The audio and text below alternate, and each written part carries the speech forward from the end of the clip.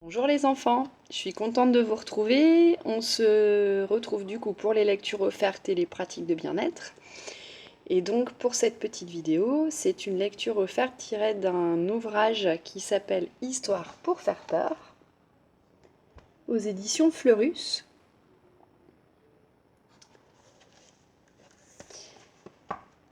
Donc les histoires sont écrites par Vincent Villemineau. Et la première histoire est illustrée par Anaïs Goldenberg et elle s'appelle L'ogre dans la cuisine.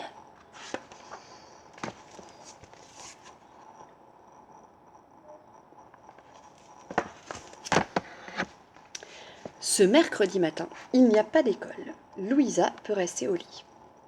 Mais lorsqu'elle descend enfin dans la cuisine, une sinistre surprise l'attend. Un ogre, très gros, est assis devant le réfrigérateur. Alors, quelque chose de sinistre, c'est quelque chose d'assez horrible, d'assez noir, de sombre. J'ai grand faim, petite fille, et je vais te dévorer. Louisa, terrorisée, ne veut pas finir en steak haché. Alors très vite, elle répond.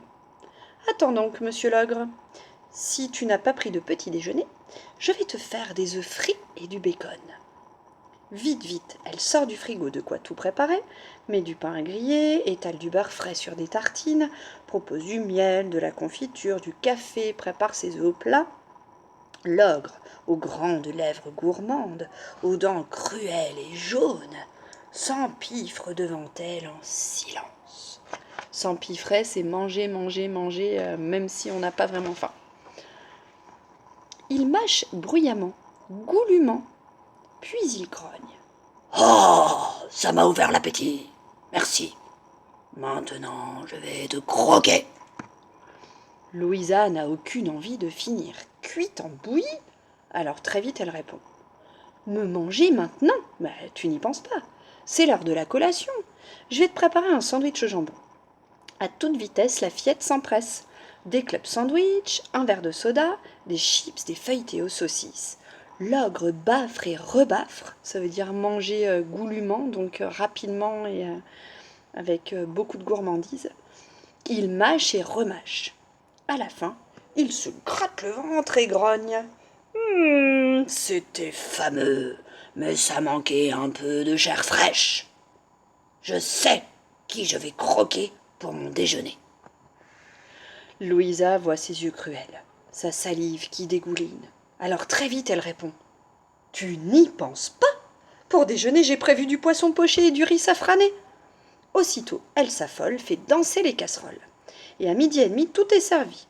Une belle truite aux amandes, un délicieux ragoût de viande, du riz, des pâtes, du couscous, 3 fromages et 2 desserts. Cette fois, cela devrait suffire. L'ogre aux yeux rouges et aux ongles sales se met à table. Il dévore encore et encore. À la fin, il lâche un rot sonore. Mais il grogne. Miam miam, je me suis régalé. Et devine qui je vais déguster maintenant pour le goûter.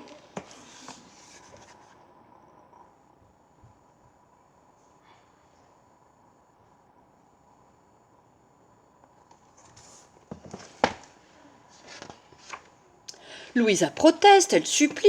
Monsieur l'ogre, je t'en prie, mange d'abord mes fameuses crêpes Suzette, mes gaufres et mes tartelettes. Aussitôt dit, aussitôt fait, pendant que l'ogre la surveille d'un œil gourmand, elle tambouille, touille et patouille, et à 4 heures pile, tout est prêt. Faire la tambouille, c'est faire la cuisine.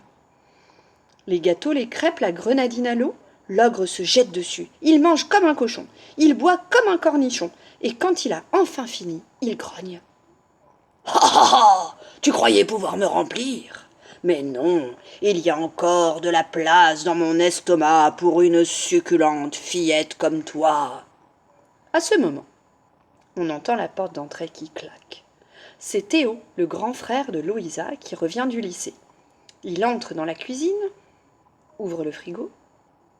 Vide! Il cherche dans les placards. Plus un morceau de pain, plus un biscuit. Il voit sur la table toutes les piles d'assiettes, les restes, les couverts, les miettes. C'est toi qui as tout mangé? hurle-t-il à l'ogre. Tu ne m'as rien laissé pour le goûter? Voici Théo.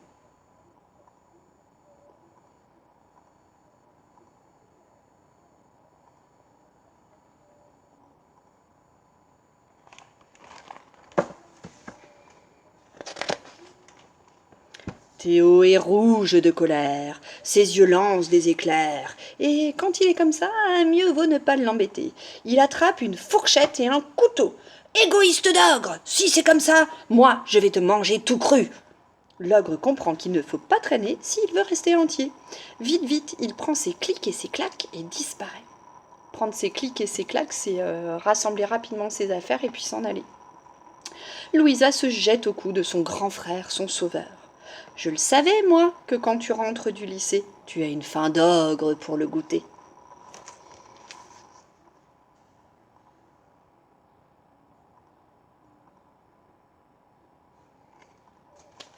Et voilà, j'espère que cette première histoire à faire peur vous a plu et on se retrouve demain Pour une autre histoire effrayante.